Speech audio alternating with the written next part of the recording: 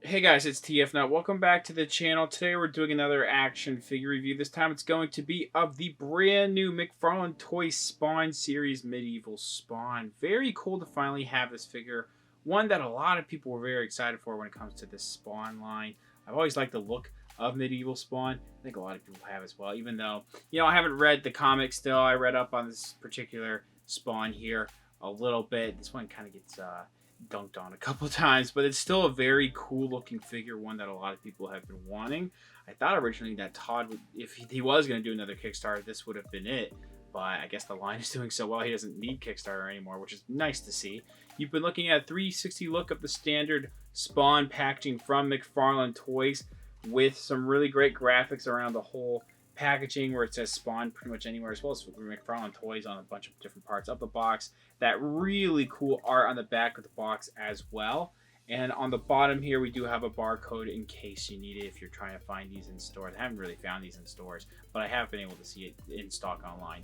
Anyway, this is the figure out of the packaging, and I do think that they have done an incredible job with the overall sculpting and just engineering of the figure here. It could be a little bit better when it comes to like the thigh swivel, of course, but it's a really nice piece. There is one gripe that I have about this figure that I think it's going to be on everyone. So we'll talk about that in a second. We'll take a look at the accessories first, then we'll take a close look at the figure. Well, who would have guessed a McFarlane Toys figure that comes with a black circular stand with really nothing on there except the name of the series, aka a Spawn logo here, which does look actually pretty good on here. A good number of these figures will need this base, so it's cool that we get one, I guess. We do have a sword, and the sword here is really nice. And then it's just to give you a quick look at that, there's going to be, that hammer and the sword are molded in the same type of plastic. This is a rather soft, gummy sword. I just want to make that clear. You may have to heat this up a little bit out of the packaging.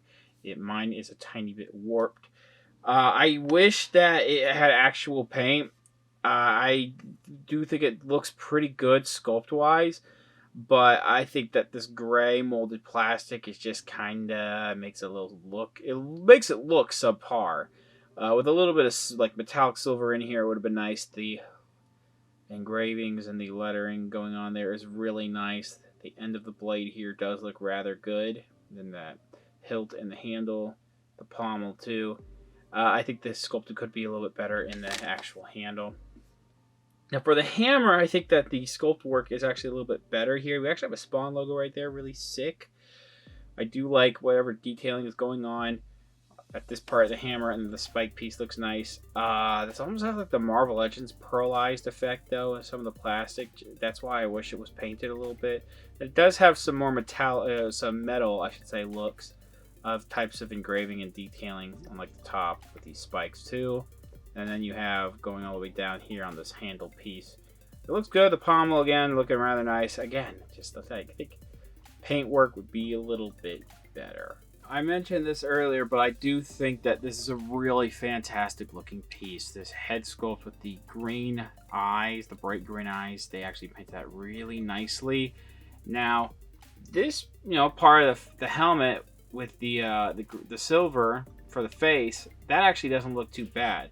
But one thing I'll go ahead and mention that my gripe with this figure is that the rest of the silver parts, I guess I would need to go back and look at some images. Like, this could be accurate, but I'm not really digging how it's all just like molded in a metallic color. Very much like what Marvel Legends does sometimes. Well, really a decent amount of the times where it's supposed to be metallic and it's molded in a really bad looking metallic plastic. Same thing for this piece here, and I don't think that the actual sculpt work is bad at all, but I think that it kind of lacks without the paint, if I'm being honest. But something about the silver in the face is good though. Now I can't tell if it's the lighting or my figure. I thought there was silver around this little mouthpiece right here. I believe that's just the lighting.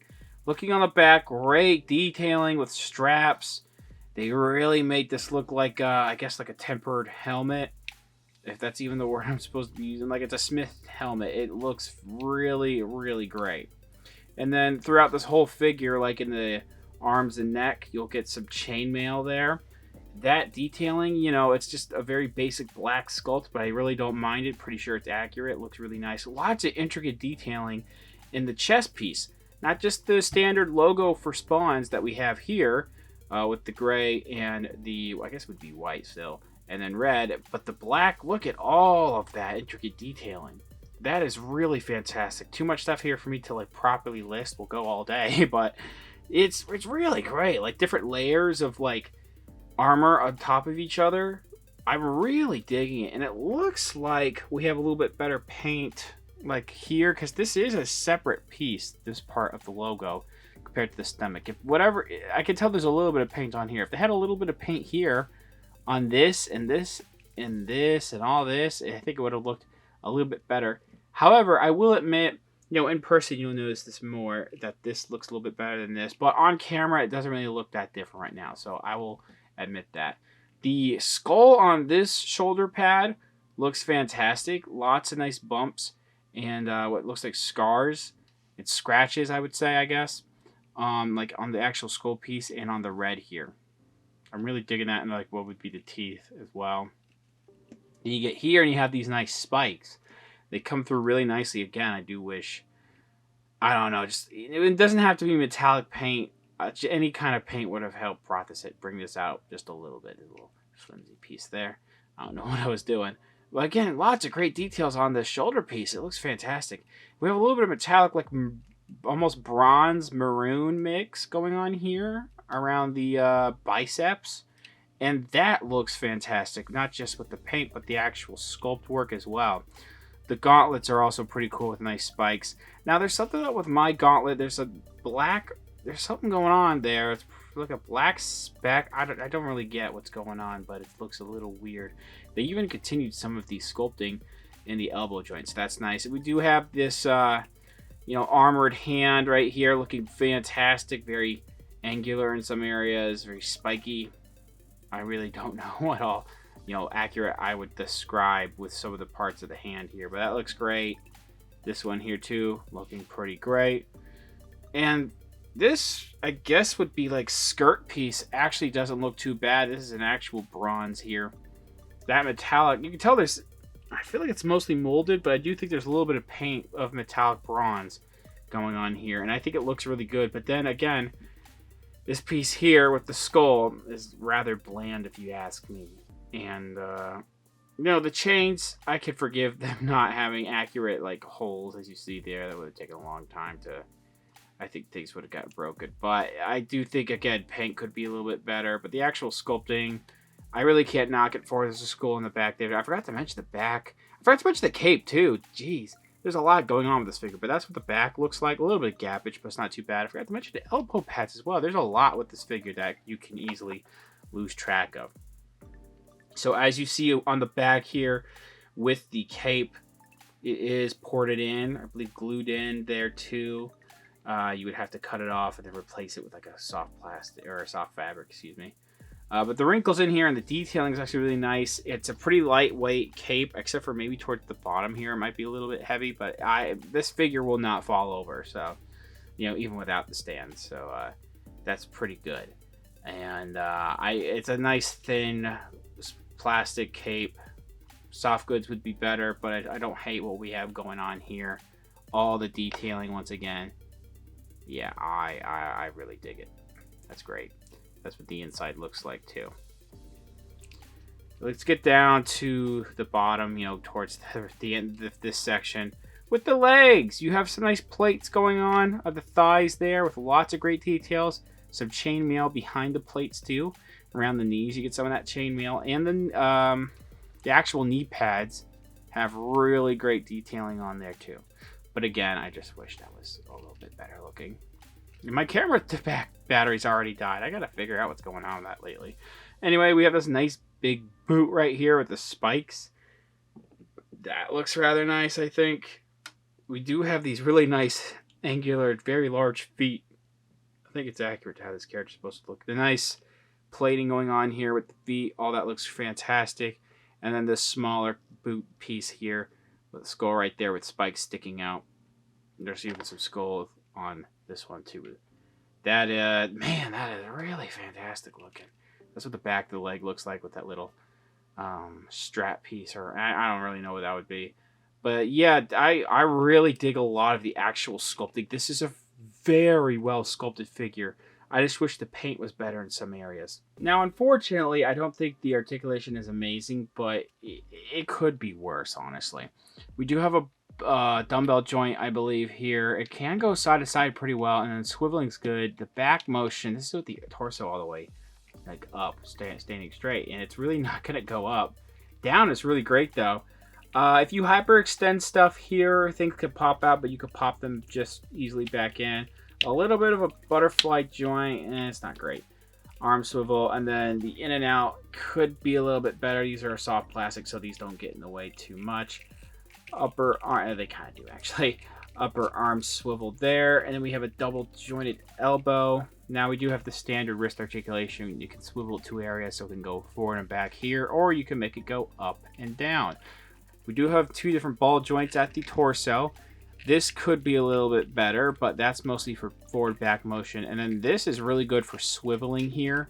That's as far back as it wants to go, which is great. Forward can be better, but that's still actually not too bad. Legs kick out.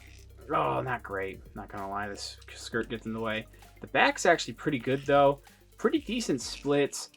And okay, thigh swivel when it comes to the standard for McFarlane Toys that really don't have thigh swivels. Double jointed knee is actually really good here. There is no ankle cut though, so you can't really swivel it. But you do get ankle rockers up and down. So the down on this boot actually is pretty good. And the up is not bad too.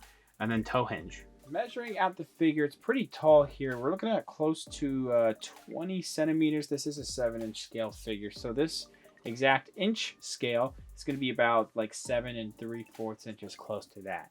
As you see with these Mortal Kombat 11 spawns, these spawns within the Mortal Kombat line, they're all pretty close in scale with each other, like size-wise. Like I don't know if any one of them is actually taller than the other, but I do believe Medieval Spawn is going to be the tallest out of all of them. So I do apologize for not having too many photos at the end here, but I do think that this is a really nice figure. I think McFarlane Toys did an overall great job with the look of this figure, especially the sculpting and all those intricate details on this figure. They're just really fantastic. I think the weapons could have a little bit better paint, but the overall sculpt is really good.